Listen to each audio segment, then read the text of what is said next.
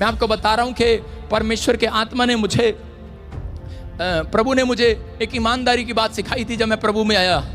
जब मैं नया नया विश्वासी था तो उस समय 10 साल पुरानी बात, 2008 की बात है कि जब मैं प्रभु में आया तो उस समय एक पास्टर के साथ में किसी पास्टर के घर पर गया, और जब मैंने वहाँ पर देखा कि उसके पर्दे पर मुझे यीशु मसीह के दर्शन हुए, मैंने अपने पादरी को कहा, मैंने कहा अरे बड़ा अनॉइंटेड पास्टर है, मैंने कहा इसके घर में तो यीशु मसीह रहता है।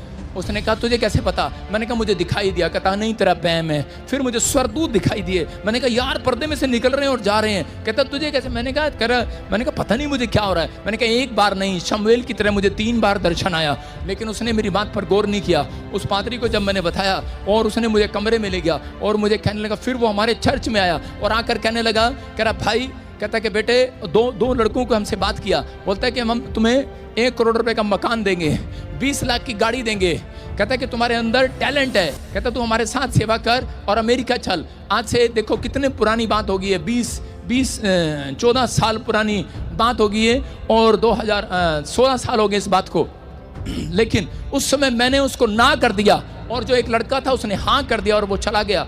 और मैंने जब ना किया और शैतान मेरे विचारों में बोलता रहा, 3 दिन मेरे साथ बात करता रहा, ऐसे विचार आते रहे, गंदे गंदे ऐसे विचार आते रहे, यार तूने ऐसा क्यों किया? आज तेरे पास बहुत सारा पैसा होता, बहुत सारी गाड़ी होती, बहुत सारा कुछ होता, काश तूने गलत फैसला ले लिया।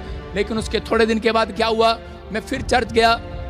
मैंने परमेश्वर को कहा था, परमेश्वर मैं ईमानदारी रखूंगा, जहां जुड़ गया वहां जुड़ा रहूंगा यीशु मसीह के नाम में। मैं दोबारा मुड़कर वापस नहीं जाऊंगा उन कामों में। पहले ठगी करते थे लेकिन अब नहीं करते परमेश्वर, पहले शराब पीते थे अब नहीं पिएंगे परमेश्वर, पहले गाली देते थे अब नहीं देंगे। जिन गंदे कामों को मैंने छोड़ दिए, जिन पुराने मनुष्य तत्व को छोड़ दिए, अब दोबारा वो नहीं पहनूंगा। परमेश्वर ऐसे बच्चों को प्यार करता है, ऐसे लोगों को ढूंढ रहा है आज बरकत देने के लिए। और उसी समय जब मैं उस घर के पास, मैं चर्च में गया और चर्च से निकला तो मुझे रास्ते में एक बुढ़िया मिली और बिल्कुल उसने काली सी बुढ़िया और उसके गंदे से कपड़े और सड़े हुए उसके दांत, और वो मेरे को मिली, कहती बेटे मेरे को घर छोड़ देगा? मैंने कहा छोड़ दूंगा। उसने मुझे कहती कि तू कहाँ रहता है? मैंने उसको बताया कि मैं इधर रहता हूँ। तो कहती कि मुझे भी ले जाया कर, छोड़ दिया कर। मैंने कहा छोड़ दूंगा। मैं रास्ते में वो उसका घर पड़ता था, मैंने कहा तू चर्च जाया कर। वो बोलती ठीक है जाऊंगी। मैं उसे 1-2 बार चर्च ले गया। अगली बार वो मुझे बोलती कि मुझे तहसील में ले चल, और वो मुझे तहसील में लेगी। वो बोलती है कि आज से तू मेरा बेटा है, और उसने मेरे नाम 16 करोड़ रुपए की प्रॉपर्टी करा दिया 16 साल पहले। 16 साल पहले 16 करोड़ की प्रॉपर्टी जब नाम कराया तो उस समय में मेरा दिल कर रहा था, मैंने कहा ये तो कमाल हो गया, मैं जाकर बताऊं लोगों को, देखो 16 करोड़ की प्रॉपर्टी का मालिक हो गया मैं आपको बताऊं 3 दिन बड़े मजे से सोया मैं रजाई में। अब बेटे बजेंद्र सिंह कोई काम नहीं करना पड़ेगा। मैंने कहा तू तो राजा बन गया, राजा। और थोड़े दिन के बाद मैं उसकी सेवा करने लगा और मेरा बाप मुझे कहता था ये ईसाई बन गया, पैसे ले लिए। उसने सोचा शायद पैसे मिलते होंगे, पैसे ले लिए 16 करोड़ रुपए। और उसके बाद मैंने कहा डैडी, मैंने कहा ये मेरी माँ है। कहता अबे ये कहाँ से आ गई तेरी माँ? मैंने कहा माँ है। मैंने कहा उसको घर में रखेंगे। कहता मैं तुझे घर नहीं रखूँगा। मैंने कहा थोड़ी सी जगह दे दे। उसने पीछे से दीवार काट के कहता 16 करोड़ है तेरे पास? मैंने कहा हाँ। कहता ठीक है इसको पीछे रख ले। बोला हालेलुया। उसको पीछे रखा। मैं उसको रोटियां पका पका कर खिलाता था। 16 करोड़ वाली रोटियां में से पका बजे दिए रहता था। 16 करोड़ की प्रॉपर्टी है। रोटियां अपने हाथ से सड़ी हुई कभी नहीं बनाई, रोटियां सड़ी हुई रोटियां पका के खिलाता। वो बेचारी खाती बड़ी खुश, मेरे साथ चर्च जाती। और एक दिन पता नहीं क्या हुआ, मैं चर्च से वापिस आ रहा था, मेरे पैरों में एक लड़की गिर गई। वो बोली भैया। मैंने कहा चल भागने से। कोई भैया नहीं। कह रही भैया मैं आपकी बहन हूँ। मैंने कहा तू कहाँ से आ गई बहन? कह रही नहीं मैं आपकी बहन हूँ। कहती कि 16 करोड़ में 7 करोड़ मेरे भी हैं। मैंने कहा हैं? मेरे को बड़ा गुस्सा चढ़ा। मैंने उससे पूछा, मैंने कहा माता ये कौन है? कहती तेरी बहन है। मैंने कहा आप विश्वास नहीं करेंगे, सारी ईमानदारी भूल गया अंदर से। मेरे अंदर विचार चलने लगे, आज रात मैंने इसको कहीं खड्डे खुड्डे में यूपी में कहीं फेंका, जाके मार दे इसको। अरे 16 करोड़ का मामला था भाई साहब।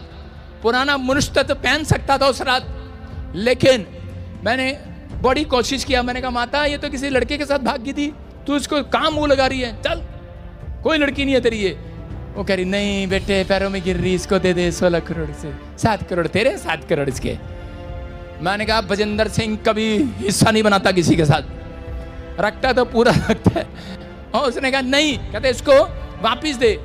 इसको बेटे दे। मैंने कहा अच्छा ठीक है। मैं 3 दिन उसको टालता रहा और मैं आपको बता रहा हूं कि हमेशा मैं प्रार्थना में जाता था, लेकिन 3 दिन में से प्रार्थना नहीं हुई। और चौथे दिन मेरे को एक आवाज आई, और जिस समय आवाज आई कि बेटे बजिंदर सिंह ये सारी प्रॉपर्टी वापस कर दे। मैंने कहा नहीं, मैंने कहा ये शैतान की आवाज है, आपकी आवाज नहीं है।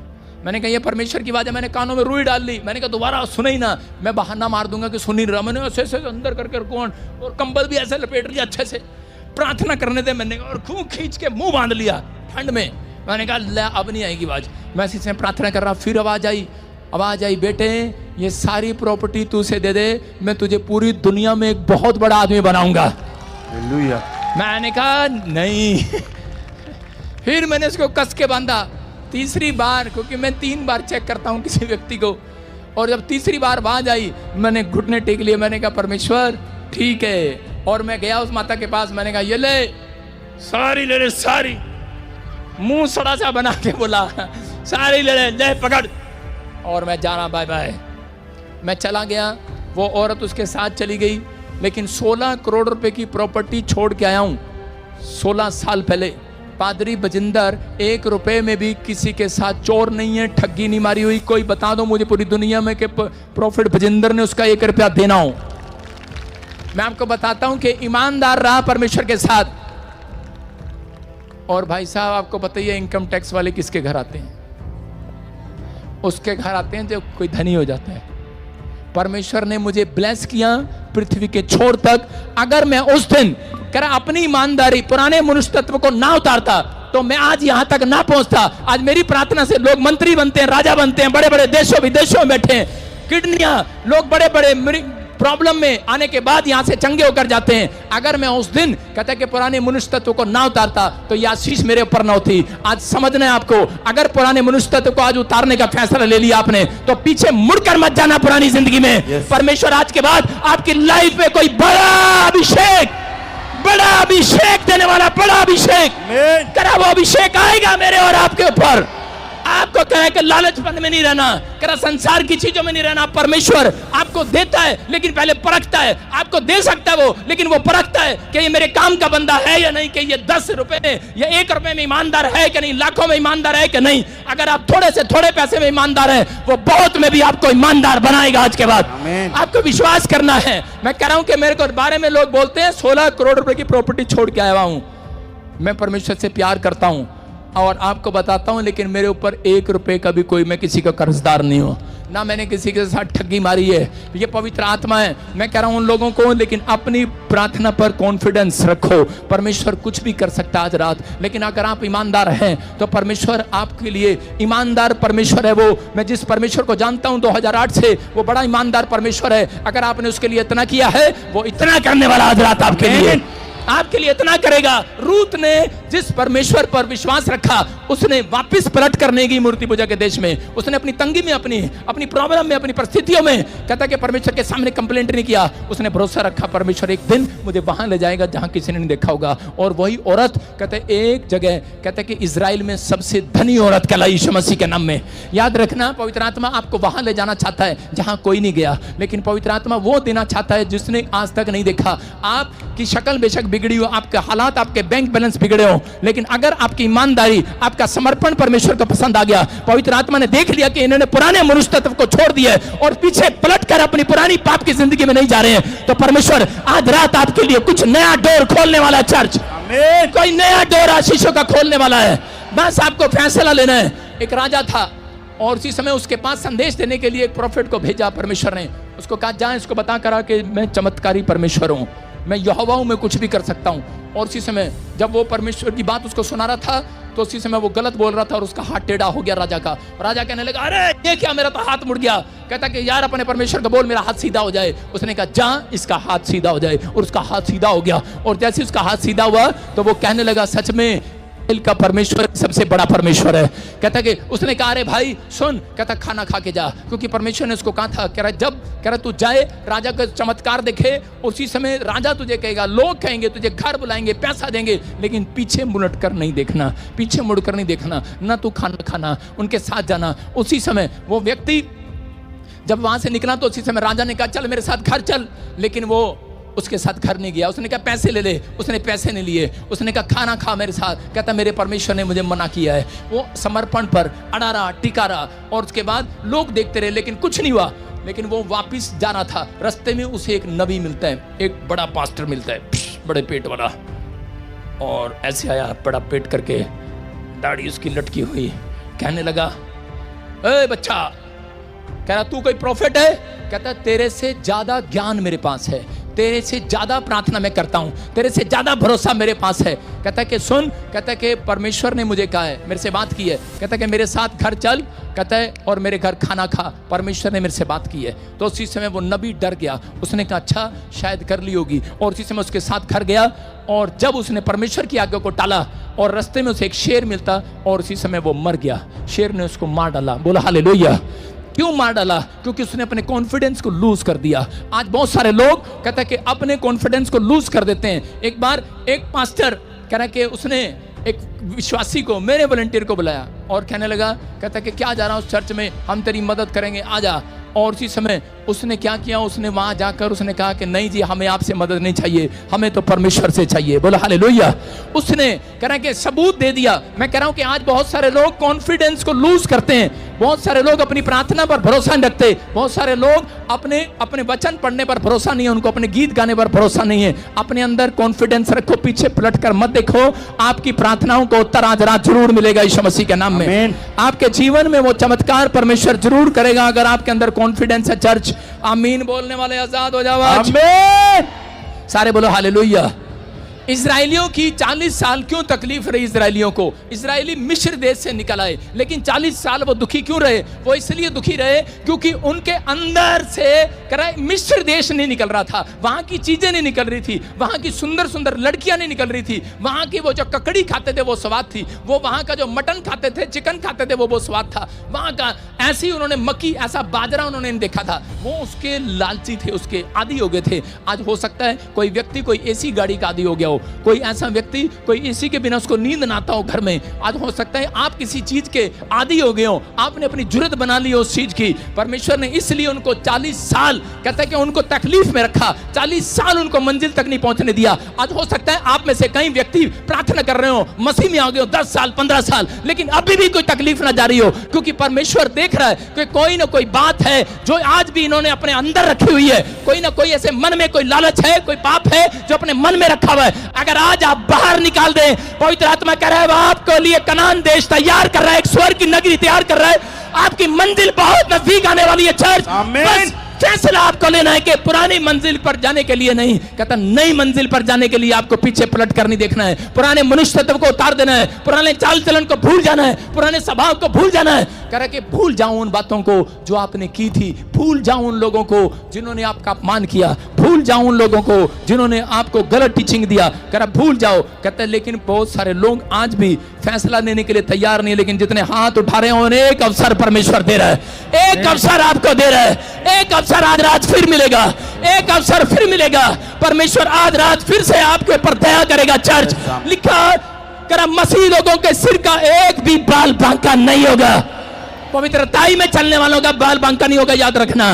बहुत सारे लोग मसीह का नाटक करेंगे आने वाले समय में, लेकिन परमेश्वर का आत्मा कहता है कि जब सही सही प्रचार होगा, कह रहा पवित्रताई के बारे में प्रचार होगा, तो कह रहा लोग कानों में उंगलियां खजाएंगे, उनको प्रचार अच्छा नहीं लगेगा। लेकिन याद रखना जिनको अंदर चुभ रही हैं ये बातें, इसका मतलब पवित्र आत्मा आपके अंदर हलचल मचा रहा है, वो आ गया आपके अंदर, आपके अंदर आ गया वो आज आपके अंदर सुधार करना चाहता है, वो आपको कहीं बड़ा आदमी बनाना चाहता है। अगर आप पीछे पलट कर ना जाएं, याद रखना पवित्र आत्मा आपको सबसे पहले मंजिल पर लेकर जाएगा यीशु मसीह के नाम में। यीशु मसीह ने एक जगह 38 साल के मरीज को चंगा किया और उसको कहा जहां फिर से पाप मत करना। यूहन्ना की पत्री में लिखा 15 अध्याय में उसके 7 और 8 में, एक जगह पर लिखा 14 में, 15 के 14 में लिखा कह रहा जहां फिर से पाप मत करना, कहीं से भी बड़ी बीमारी तुझे आ जाए। एक अमृतसर से एक टीचर मेरे पास आई और उसके पति की दोनों किडनियां खराब थी और उसी समय उस व्यक्ति ने बहुत रो रो कर प्रार्थना कराई, उसको ट्रांसप्लांट कराना था दोनों किडनियां, डॉक्टर जवाब दे रहा था। और जब मैंने प्रार्थना किया उसके पैर इतने मोटे मोटे थे। अमृतसर में कि एक गवाही है, और वो औरत जब प्रार्थना करा के गई, लेन प्रेयर करा के गई, जैसे ही डॉक्टर के पास गई, डॉक्टर ने कहा दोनों किडनियां चंगी हैं, कोई ऑपरेशन कराने की जरूरत नहीं है। लेकिन उस आदमी ने क्या किया, एक भी दिन चर्च नहीं आया, किटी पार्टी में जाने लगा, इधर उधर जाने लगा, वो भूल गया, पुराने मनुष्य तत्व में फिर चला गया, पुराने स्वभाव में फिर चला गया, पुराने चाल चलन को फिर पहन लिया, और थोड़े दिन के बाद वो आदमी मर गया, डेड हो गया। इसका मतलब उसको अवसर दिया, लेकिन उसने उस अवसर को कीमती नहीं समझा। आज बहुत सारे लोगों को चंगाई परमेश्वर क्यों देता है, आज बहुत सारे लोगों के काम क्यों खोलता है, आपको परिस्थितियों में से बाहर क्यों निकालता है, कि आपको बार बार अलर्ट क्यों करता है परमेश्वर, प्रचारों से क्यों करता है, वो इसलिए कि ताकि उसके आने तक, उसके आगमन से आने तक है कि मेरे लोग सावधान रहें, सावधान रहें, कह रहे प्रिकॉशन लें आज, कि आप चेतावनी दे रहे हो, कह रहा ये भविष्यवाणियां क्यों पूरी हो रही है। मैं कह रहा हूं, मैंने कहा 3 बार मोदी साहब बनेंगे बनेंगे, लोग कहते नहीं बनेंगे, राहुल गांधी बनेगा, मैंने कहा अरे मोदी बनेंगे, बन गया। मैंने कहा कि एक क्या कनाडा, क्या अमेरिका, क्या ऑस्ट्रेलिया, क्या मेरी यूट्यूब का चैनल भरा हुआ है भविष्यवाणियों से, किस देश की भविष्यवाणी नहीं की और किस देश की भविष्यवाणी पूरी नहीं हुई। मैंने हर देशों को चेतावनी दिया, लेकिन उनको एक अवसर दिया, अगर वो सामने, मैं कह रहा हूं कि उस भविष्यवाणी को सुनकर मुसलमान क्या हर धर्म के व्यक्ति उनको डरते हैं, उनको मालूम है कि जो ये बोलता है वो सच हो जाता है। लेकिन बाइबल बोलती है जो इस पुस्तक में से एक भी वचन इधर से उधर करेगा उसका भाग स्वर्ग में से निकाल दिया जाएगा। पादरी बजिंदर गोस्पल झूठा नहीं बांटता, गलत टीचिंग नहीं देता। मैं कह रहा हूं कि अपने नाम के लिए, अपने फायदे के लिए नहीं कर रहा हूं, मैं उस भविष्यवाणी को याद करा रहा हूं कि पवित्र आत्मा ने कहा, कह रहा कि विश्वास करना है, कह रहा जो विश्वास करेगा उसी का उद्धार होगा, याद रखना, विश्वास करेगा उसी का उद्धार होगा, सबका उद्धार नहीं होगा, जो विश्वास करेगा एक का उद्धार होगा। अगर तेरा घराना विश्वास करेगा तेरा पूरा घराना उद्धार पाएगा। कह रहा लूत को, कह रहा तेरी धार्मिकता तेरी पत्नी को नहीं बचाएगी, माँ बाप कह रहा कि उनको, कह रहा कि तुम्हारे बच्चे तुम नहीं बचा सकते, लेकिन उनके कह रहा पवित्रताई में चाल चलन कह रहा उनको बचा सकता है। अगर आप कह रहा पुराने मनुष्य तत्व के बारे में कह रहा उनको बताएं कि पुराने चाल चलन, पुराने स्वभाव, पुराना कैरेक्टर, पुराना चरित्र छोड़ना पड़ेगा। दूल्हा है, दुल्हन है, बच्चे हैं, परिवार है, माँ है, बाप है, पास्टर है, कलीसिया है, अगर आप छोड़ रहे हैं, परमेश्वर आ रहा है, आगमन आ रहा है उसका, फिर से वो आ रहा है, वो अपने लोगों को अपने साथ लेकर आने जाने के लिए आ रहा है। चर्च कहता है विश्वास करना है, लेकिन अन्य जाति लोग विश्वास नहीं करते। मैं शारीरिक लोगों से नहीं, आत्मिक लोगों से बात कर रहा हूं जो ताड़ी बजा रहे हैं। आज निराश ना हो, बस अपने कॉन्फिडेंस को लूज नहीं करना। चर्च अपने कॉन्फिडेंस को लूज नहीं करना। कितने लोग जाना चाहते हैं ऊपर कितने डरपोक है। अरे इसका मतलब मैंने प्रचार में समझ लिया कि 100 में से 60% लोगों का मन मैके में नहीं ससुराल में लगा हुआ है और मैंने देख लिया 40% का मन मैके में लगा हुआ है।